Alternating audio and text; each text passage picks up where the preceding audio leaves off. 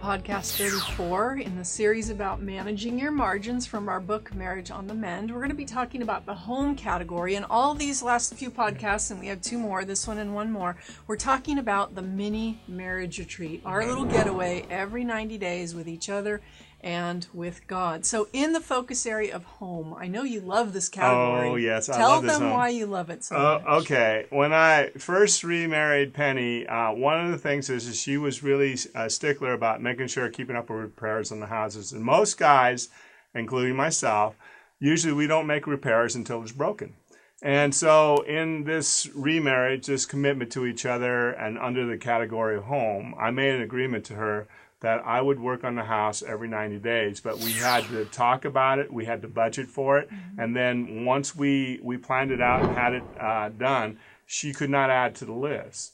And she had to give me the whole 90 days to get it done. So the very first mini marriage retreat we did, and we talked about home, we had about 5 or 6 things that Penny wanted done around the house. Yeah. And so anyway, I agreed and we budgeted. And so anyway, I said the agreement is you have to make sure that you don't bug me about it. Let me do it at my own speed. So what did I do? Because I know I have a strong-willed woman.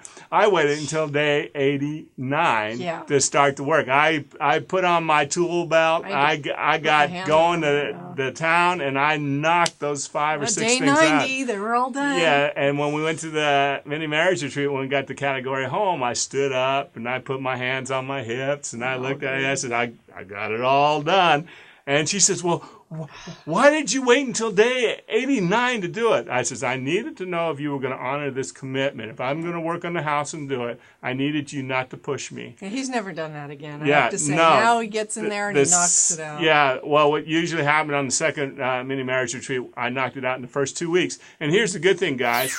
I knocked everything out in the first 2 weeks, and she couldn't add anything to the list. So the next, 70 or 80 days, I didn't have to do anything. If something major broke down, you have to do that. But as far as adding a honey-do list, it doesn't work. It's eliminated a lot of conflict. It's worked out really well for us. And, tweak every tool that we talk about, like this one, tweak it to fit your marriage. Yeah. And, we talk about home, about the inside of the home, the outside of the home, because it belongs to God. That's and right. We want it to be a dwelling place for Him in the same way that our hearts are. So, all these topic areas, there's some fine-tuning that we all need.